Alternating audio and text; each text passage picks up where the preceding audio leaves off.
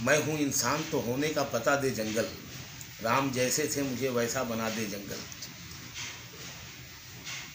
मैं ही रावण भी हूँ, हनुमान की सेना भी मैं ही घायल हूँ, मुझे कोई दवा दे जंगल। फिर मेरे लोगों ने वनवास दिया है मुझको, फिर मुझे घर से बिछड़ने की सज़ा दे जंगल। ऐसी खामोशी जो आवाज़ ना बनने पाई, वो थी एक राज जो हमराज ना बनने पाई। एक चिंगारी बिना भड़के हुई राख में राख, उसके आशकों से ना भीगी कभी इतिहास की आँख। ऐसा किरदार के जिसका कोई किस्सा भी नहीं, उर्मिला राम के वनवास का हिस्सा भी नहीं।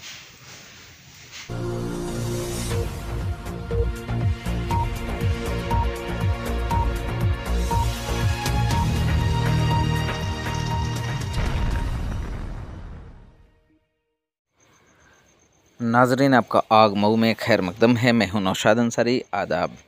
मुशायरों की दुनिया में एक नया इनकलाब पैदा करने वाले, बॉलीवुड में अपने नगमों से नौजवान दिलों पर राज करने वाले, कैफी आज़मी की सरजमीन आज़मगढ़ से ताल्लुक़ रखने वाले आलमी शोहरत याफ्ता शायर शकील आज़मी की आज मऊ तशरीफ़ आवरी हुई। मऊ के मोहल्ला जमालपुरा में मोहम्मद अरशद की रिहाइशगाह पर सहाफ़ियों से रूबरू होते हुए शकील आज़मी ने बनवास हिंदी एडिशन का तज़किरा करते हुए बताया कि इस वक्त बनवास की खूब सताइश हो रही है। काबिल ज़िक्र है कि शकील आज़मी के निसफ़ दर्जन से ज़ायद मजमूए कलाम शाये हो चुके हैं। आइए नाज़रीन, हम आपको पूरी तफसीलात दिखाते हैं और सुनाते हैं। शकील आज़मी प्रेस कॉन्फ्रेंस के दौरान क्या क्या बातें मज़ीद बताते हैं। आग न्यूज़ के लिए मऊ से ब्यूरो। कोई मकसद नहीं है। मैं इस तरफ आया था मुशायरों में, लखनऊ आया था, मैं पटियाला आया था और लुधियाने आया था, तो मुझे आज़मगढ़ आना था। बनारस आया मैं, तो हमारे दोस्त हैं अरशद भाई जो यहाँ बैठे हैं, उन्हीं के यहाँ हैं हम इस वक्त। तो वो मुझे लेके आए यहाँ, तो इस बहाने यहाँ के दोस्तों से मुलाकात हो गई। हमारे दोस्त हैं ये डॉक्टर खालिद कमाल, तो इनसे भी मिलना था, तो इनसे मिलना जुलना हो गया इन दोनों से। और कुछ दोस्त हैं उनसे भी मिलना जुलना हो गया। ये नेताजी हैं, पहली बार मिले हैं ये अख्तर साहब। तो ये रहा मामला। अभी तो मैं 2 दिन आज और कल मऊ और आज़मगढ़ में हूँ। फिर मैं चला जाऊँगा लखनऊ, फिर गाज़ीपुर, फिर कलकत्ता और फिर बॉम्बे। तो अदबी खिदमात जो आप कह रहे हैं, दरअसल वो पता नहीं करते करते होते होते उसको आप खिदमात का नाम ले लें, लेकिन वो मेरी रूहानी ग़िज़ा है। शायरी जो है वो मेरे ज़िंदा रहने का ज़रिया है। अब वो मेरा ज़िंदा रहने का ज़रिया जो है शायरी, वो किस किस को फैज़ पहुंचा रहा है,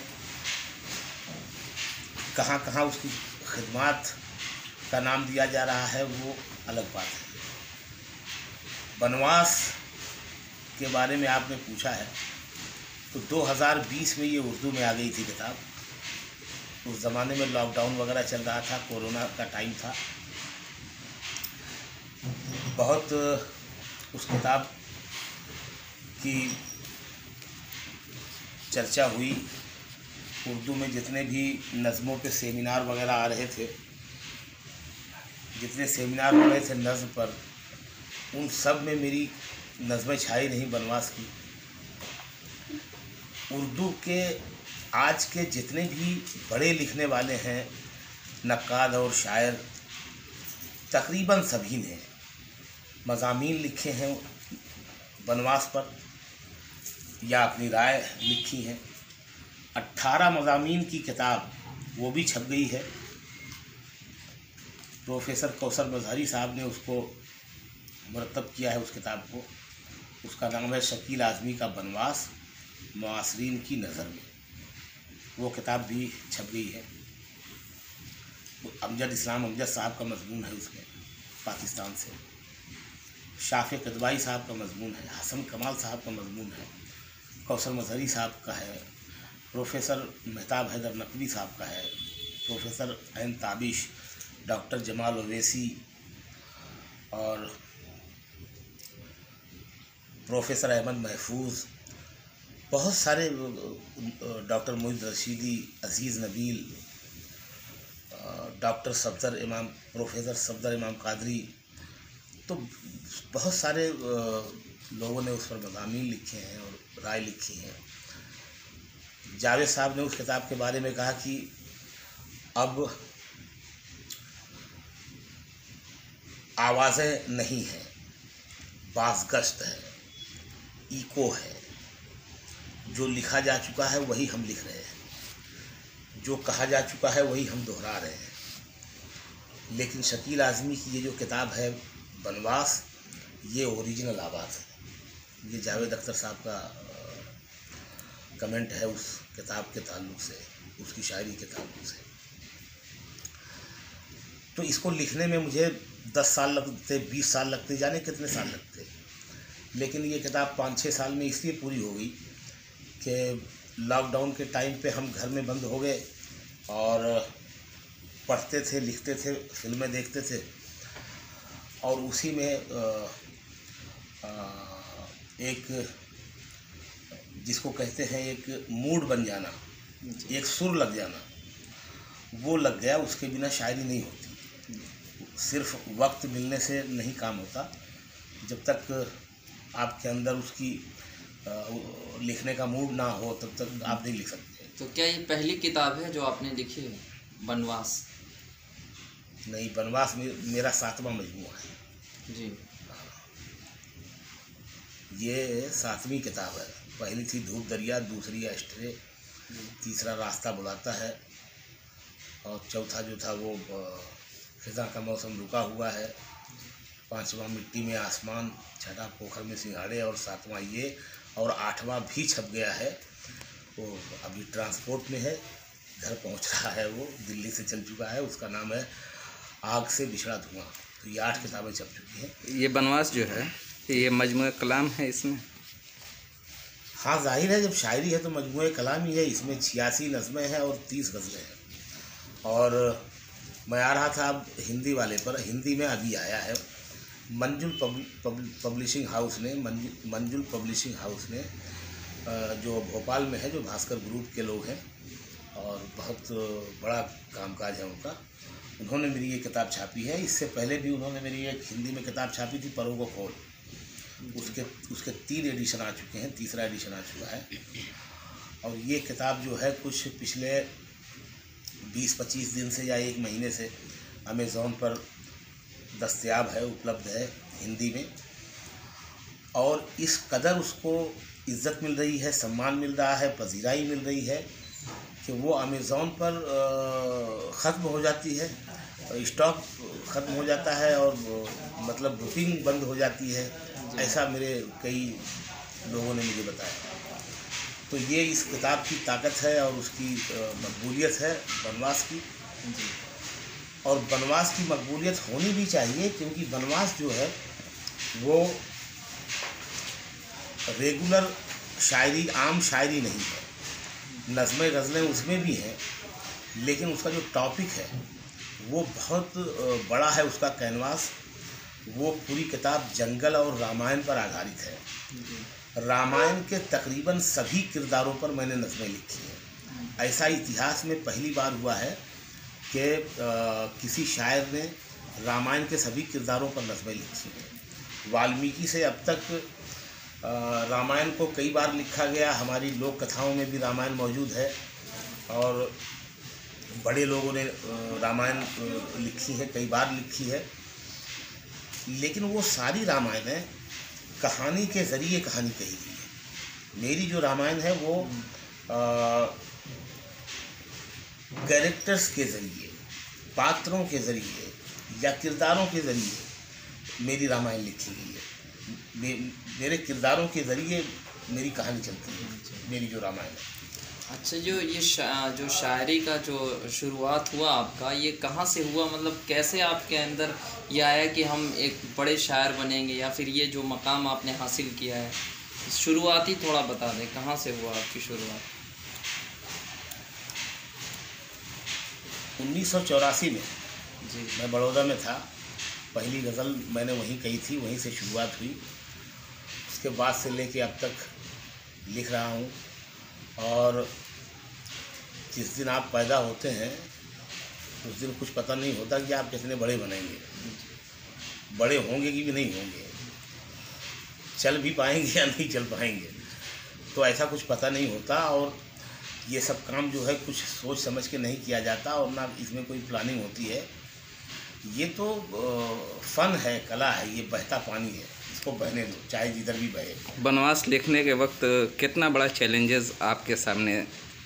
हाँ, ये अच्छा सवाल है। बहुत बड़ा चैलेंज था, बहुत बड़ी चुनौती थी, क्योंकि रामायण जो है वो एक बहुत बड़े धर्म, सनातन धर्म की आस्था जुड़ी हुई है उससे। तो उसमें बहुत बड़ी चुनौती ये थी कि किसी किरदार को इस तरह से ना टच किया जाए कि किसी की आस्था को चोट पहुँचे। इन बातों का मैंने बहुत ख्याल रखा है और उन किरदारों को मैंने, जितने किरदारों को लिखा है मैंने, उन सब किरदारों को मैंने जिया है, उन्हें समझा है, महसूस किया है। ठीक से समझने के लिए मैंने अपने कई ब्राह्मण दोस्तों को फ़ोन कर करके उस लॉकडाउन के ज़माने में उनसे समझने की कोशिश की। अगर कुछ नहीं जानता तो मज़ीद समझने के लिए ख़ास तौर से मेरे दोस्त हैं मदन मोहन दानिश साहब, अरविंद मंडलोई साहब, इन लोगों से मैंने इन किरदारों के बारे में जाना, समझा। जैसे हम फिल्म के गाने लिखते हैं तो फिल्म का डायरेक्टर हमें अपनी कहानी बताता है और सिचुएशन बताता है, किरदार के बारे में बताता है। तो ये जो थ्योरी है मैंने इसमें इस्तेमाल की। तो मैंने अपने दोस्तों से इसके बारे में खूब समझा, जाना कि कहीं कोई गलती ना रह जाए। एक सवाल ये है कि वनवास जो आपने लिखी, तो जो हिंदू मज़हब जिनको सनातन आप कहते हैं, मर्यादा पुरुषोत्तम श्री राम जी का वनवास है, उसको जहन में रख के आपने वनवास टाइटल दिया है?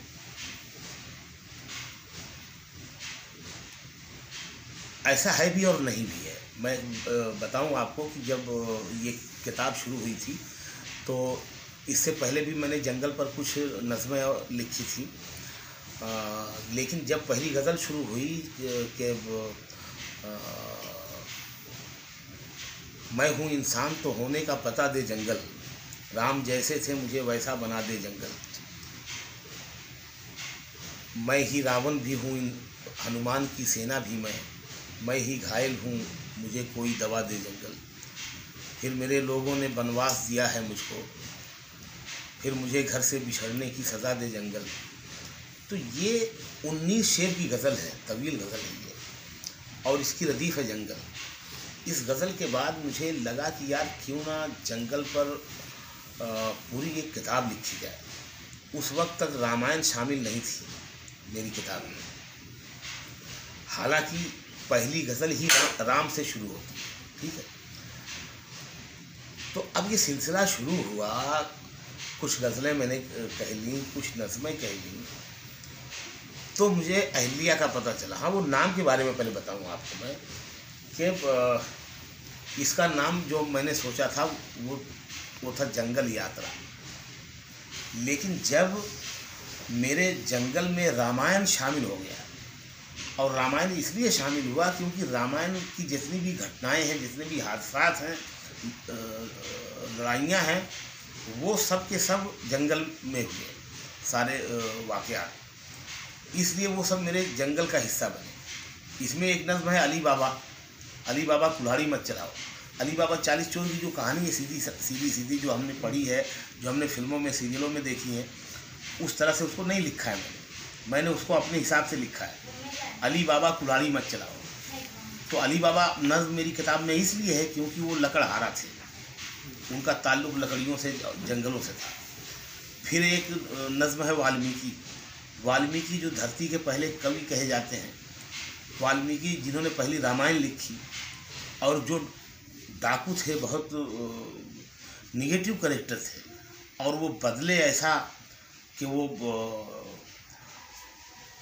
वो महात्मा हो गए, साधु हो गए। उन्होंने रामायण लिख दी।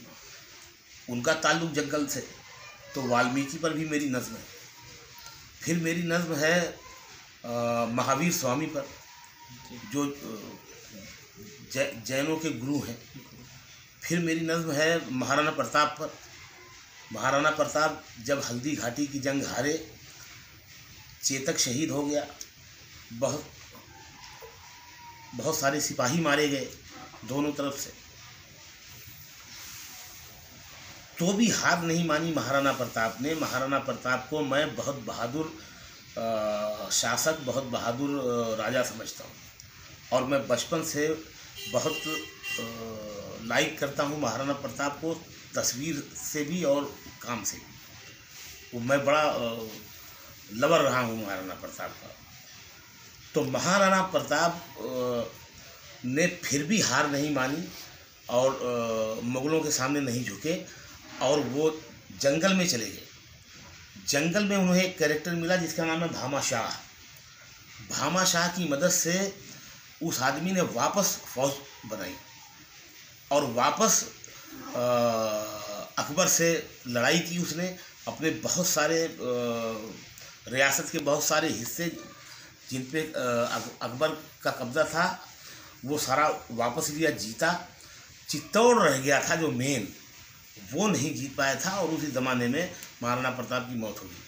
तो महाराणा प्रताप की बहादुरी का और उनकी जो जर्नी है वहाँ से हल्दी घाटी की जंग के बाद का मैंने महाराणा प्रताप पर नज़्म लिखी है, और फिर रामायण है। लेकिन ये सब जो है ये मेरी किताब का 1/3 पार्ट है। आज़मी साहब, ये जानना है कि आपने बनवास लिखा है, तो बनवास में कौन सी ऐसी पोएट है जो आपके दिल के बहुत करीब है? बहुत कुछ है, एक दो हो तो मैं बताऊं। वैसे रामायण में मुझे उर्मिला जो नज़्म है वो मेरे बहुत दिल के करीब है। वो लिखते हुए मैं रोया हूँ, अहिल्या लिखते हुए रोया हूँ। मेरे उर्मिला के 2-3 शेर अगर हो जाते।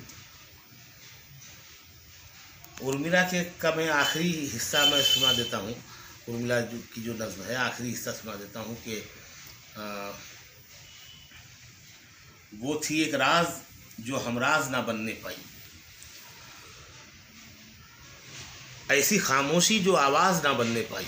वो थी एक राज जो हमराज ना बनने पाई, एक चिंगारी बिना भड़के हुई राख में राख, उसके आशकों से ना भीगी कभी इतिहास की आँख, ऐसा किरदार के जिसका कोई किस्सा भी नहीं, उर्मिला राम के बनवास का हिस्सा भी नहीं। उर्मिला वो किरदार है जो नई नई शादी हुई है लक्ष्मण से। राजा जनक की जो बायोलॉजिकल पुत्री है, रियल पुत्री है, सीता जी तो खेत से मिली थी, छोटी बहन है सीता जी की ये उर्मिला, राजा जनक की रियल पुत्री। उर्मिला की नई नई शादी हुई है और ये चले गए बनवास पे राम जी, और राम जी के साथ सीता जी के साथ उनकी सेवा करने के लिए, उनकी देखभाल करने के लिए छोटे भाई हैं लक्ष्मण, वो भी चले गए। बहुत बड़ा त्याग, बहुत बड़ी कुर्बानी वाला किरदार है जिसका नाम है लक्ष्मण। बनवास आप लिख रहे थे तो क्या आपको कभी डर नहीं लगा कि इतने सेंसिटिव मसले को हम टच कर रहे हैं, कहीं कुछ मिस्टेक हो गया तो बड़ा एक बवंडर खड़ा हो सकता है? नहीं, कभी डर नहीं लगा, क्योंकि डर आपको तब लगता है जब आप कुछ गलत कर रहे होते हैं। मुझे पता था कि मैं गलत नहीं कर रहा हूँ, और मैं मुसलमान ज़रूर हूँ लेकिन मैं हिंदुस्तानी हूँ। और ये जो क्या नाम है, ये जो रामायण है ये एक धर्म के लिए वो धार्मिक ग्रंथ है, आस्था का पात्र है। लेकिन दूसरे लोग जो इसमें जिनकी आस्था नहीं हो सकती है, उनके लिए भी ये बहुत बड़ी चीज़ है। रामायण मतलब एक धरोहर है हिंदुस्तान की, हिंदुस्तानी तहजीब, हिंदुस्तानी कल्चर का एक बहुत बड़ा हिस्सा है, और मैं उसको इस तरह से मानता हूँ और मैं उसकी इज़्ज़त करता हूँ, उसका एहतराम करता हूँ, और मैंने उसके साथ इंसाफ किया है, मैंने उससे प्यार किया है, उससे मोहब्बत करके लिखा है, उसको जिया है मैंने। तो डरता तब है आदमी जब कुछ गलत करता है। एक आखिरी सवाल जी। आप एक मुस्लिम हैं और आपने रामायण ही क्यों चुना? क्या आपको समझ में आया कि आपने रामायण पे ही किताब लिखी? मैंने बताया, मैंने रामायण को नहीं चुना जी रामायण ने मुझे चुना। मैंने तो जंगल को चुना था। जी। मैं जंगल पर लिख रहा था। हम्म, मेरा कोई प्लान नहीं था रामायण पे लिखने का, कोई इरादा नहीं था। मैं जंगल पे लिख रहा था और फिर एक नज़्म हो गई उर्मिला। जी उर्मिला होने के बाद धीरे धीरे मुझे उसके छोटे छोटे कैरेक्टर्स भी मेरे सामने आते गए और फिर मुझे लगा कि यार ये तो जंगल, जो मेरी यात्रा है जंगल यात्रा, उसमें ये मर्ज हो सकता है। तो मैंने लिखा, वरना मैं नहीं लिखता। अगर ये मेरे जंगल के उसमें नहीं आता रामायण तो शायद मैं नहीं लिखता, और अगर लिखता भी तो वो अलग से एक अलग से किताब होती। ये जंगल और रामायण एक साथ नहीं आते। क्या मैसेज देना चाहते हैं वनवास को लेकर? मैं यही मैसेज देना चाह रहा हूँ कि इस तरह का काम होना चाहिए। इस तरह का काम होना बहुत ज़रूरी है। डायलॉग, संवाद जो हमारे बीच से टूट गया है उसको वापस से जोड़ने की ज़रूरत है। समाज में दूरियां और बढ़ती हैं जब हम एक दूसरे से ना मिलें, एक दूसरे के साथ ना उठें बैठें, एक दूसरे के सुख दुख में शामिल ना हो, एक दूसरे की तहजीबों में आदान प्रदान ना हो। क्या आप भूल गए? बचपन में नहीं देखा आपने, हम दिवाली साथ मनाते थे, हैं? ईद में हम साथ में सवैयाँ खाते थे। शादियों में मैंने अपने बचपन में देखा है, शादियाँ होती थी, वो हिंदू के यहाँ शादी होती थी तो कहता था भाई मेरे तो 50 मुसलमान आएंगे, उनका खाना अलग से बनाना। हमारे मुसलमानों के यहाँ शादियाँ होती थी तो भाई हमारे हिंदू मेहमान आएंगे 50 उनके लिए। तो ये सब तो चल रहा था ना, और अभी भी चल रहा है। अभी भी हम कोई दिवालियाँ नहीं हुए हैं। जो दिखाई दे रहा है या सुनाई दे रहा है सब कुछ वही नहीं है। अभी भी हम ज़मीन पर हम एक दूसरे से जुड़े हुए हैं, और ये जुड़े रहने में ही जो है ज़िंदगी है, मोहब्बत है, प्यार है, और हमारी इंसानियत और आदमियत है, और हमारी मुश्तरका तहजीब है गंगा जमनी। समझ गए? ये सारा जो जोड़ है ये सारा मिल के हिंदुस्तान बनता है। तो ये कभी ख़त्म नहीं होगा और इस तरह का काम करते रहना चाहिए। और हो सकता है मैं कुछ और आगे कर पाऊँ तो मैं करूँगा। ठीक है, शुक्रिया, बहुत बहुत शुक्रिया।